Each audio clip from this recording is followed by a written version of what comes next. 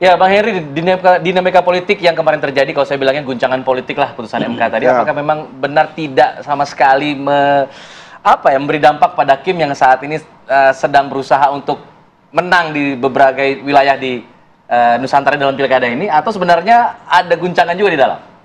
Ya, kalau anggota Kimnya harus bilang ini solid, gitu ya, walaupun solid punyanya Mbak Puan kan. Solid. Tapi karena ini kan belum, pilpresnya belum dilantik, presidennya belum dilantik. Jadi kalau ditanya apakah solid, Kimnya harus siap solid. Orang belum dilantik masa udah kocar-kacir. Tapi memang antara MK, rekomendasi dengan tabiat pilkada sendiri ini memang beda-beda. Memang setelah MK ini kita lihat banyak kemudian yang berusaha untuk melepaskan diri. Waktu Bu Airin kan juga Golkar sudah sempat ke Andra Soni, yang membuat kita semua aneh, termasuk kedai kopi yang ikut survei gitu.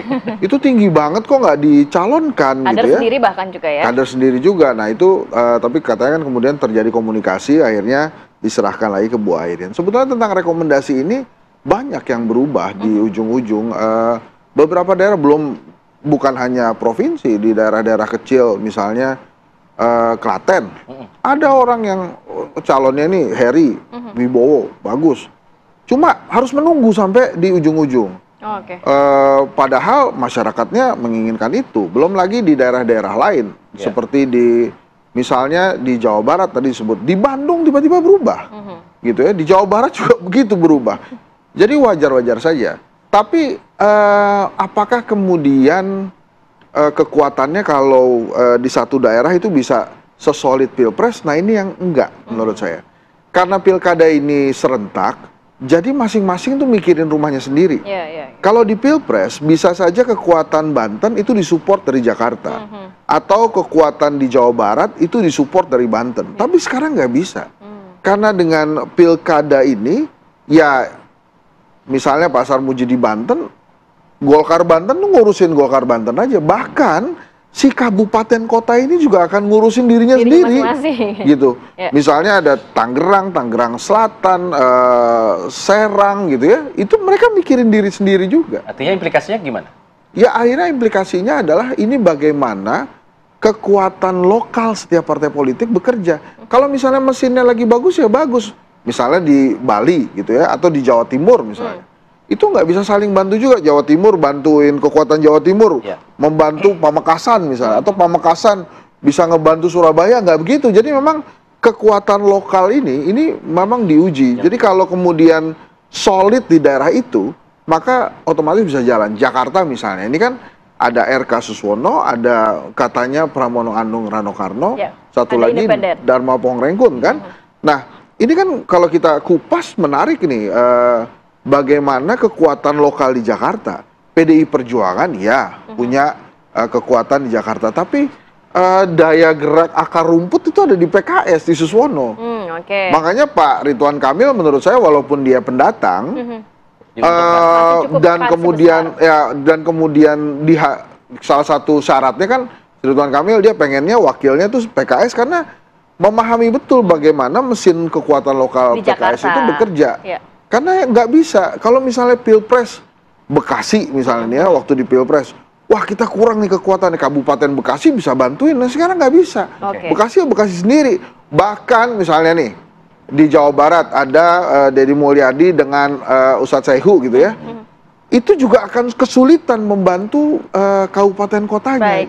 Jadi ini benar-benar ujian bagi partai politik yang katanya tuh kuat sampai akar rumput. Karena begini, di zaman sekarang itu kekuatan partai politik saya yakin ya, itu hanya sampai di kabupaten kota, nggak sampai kecamatan. Kenapa? Karena reward and punishment-nya itu cuma sampai kabupaten kota. Kalau nggak mau kerja, saya PAW ya, itu cuma sampai di kabupaten kota, nggak sampai kecamatan kelurahan. Sebelum ke Mas Hanta, saya mau ke Pak Sarmuji. Kalau melihat tadi kondisinya seperti itu kurang lebih berarti yang digambarkan oleh Mas Hensat ya. Berarti juga kita masyarakat bisa melihat tidak ada intervensi tanda kutip dari pusat kepada daerah-daerah dalam pilkada ini. Agak sulit karena mereka mementingkan kepentingan masing-masing. Betul, itu yang disampaikan Bang Hensat tadi betul. Jadi dinamika lokal itu khas lokal ya. Nggak bisa kemudian disamakan, bahkan satu provinsi itu disamaratakan nggak bisa. Tadi Mas Andre sudah sampaikan, banyak sekali kita, dan PDI juga sampaikan, banyak sekali kita kerjasama dengan PDI, bahkan mungkin seimbang dengan PDI, dengan Gerindra seimbang kita bekerjasamanya.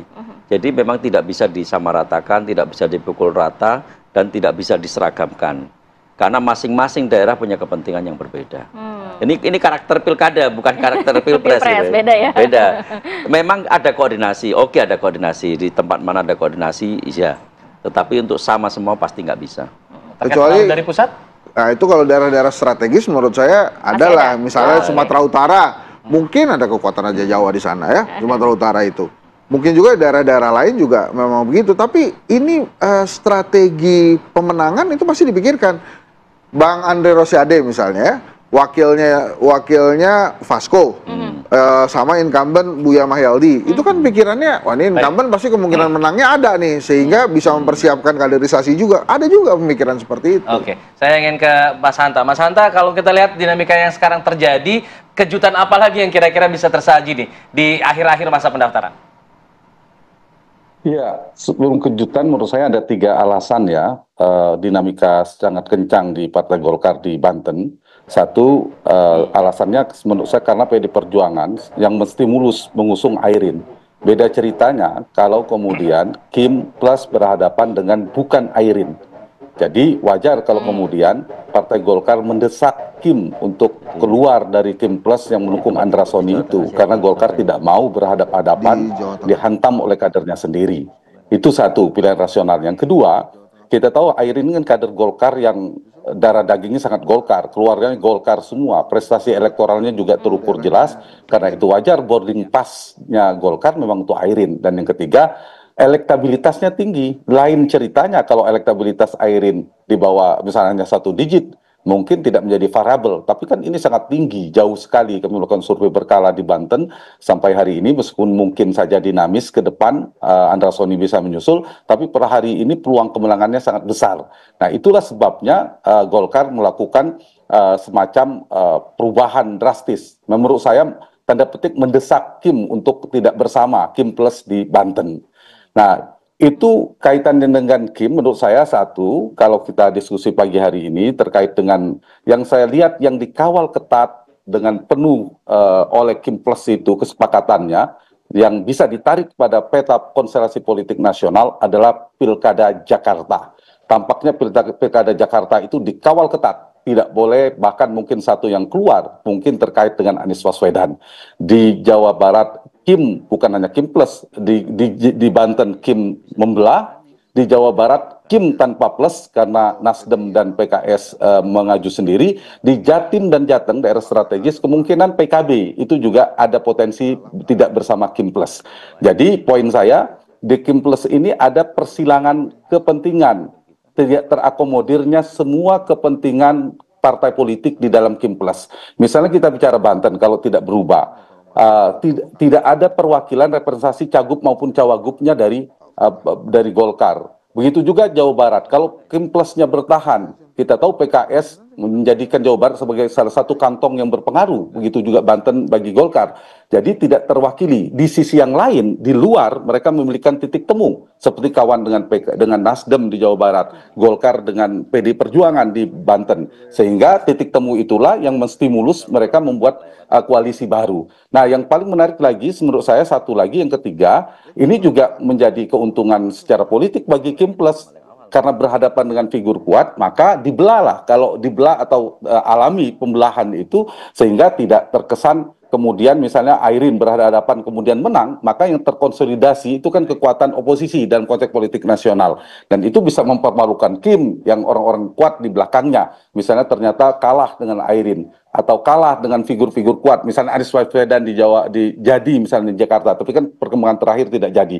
Jadi poinnya saya melihat memang urutannya Jakarta yang bisa ditarik ke politik nasional karena terkait dengan politik nasional tadi ya mungkin ada eskalator pilpres dan seterusnya. Dan yang kedua, dari sisi Kim Plus menurut saya memang potensi membelahnya itu di luar Jakarta sangat besar sekali. Jadi daerah strategis tadi mungkin lobby-lobby politik, negosiasi akhirnya terbelah kekuatan itu. Kalau yang di luar lagi, di luar Pulau Jawa itu menurut saya sudah tidak beraturan lagi. Semua punya persilangan kepentingan, cross kepentingan yang sangat tajam. Jadi poin saya bahwa faktor untuk tetap solid dan tidak solidnya itu tidak terlalu menjadi variabel di luar Jakarta. Tapi khusus Jakarta itu tetap dikontrol. Bahkan beberapa partai seperti PKB kan tidak bisa melakukan manuver terlalu ekstrim di Jakarta. Apalagi sedang muktamar, ada ancaman muktabar tandingan dan sebagainya. Sehingga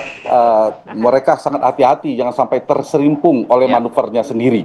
Untuk khusus Jakarta, saya garis bawahi khusus Jakarta. Di luar Jakarta sepertinya khusus tidak. Jakarta. Baik, khusus Jakarta. Ini menarik. Nanti saya mau lanjut ke Pak Sarmuji, Bang Andre, dan juga Mas Seno. Akan seperti apa untuk Jakarta? Apakah tadi dikatakan kalau Jakarta, kalau Kim ini masih solid nih. Nah, bagaimana dengan PDIP? Kita akan sambung lagi di segmen berikutnya. Tetap bersama kami.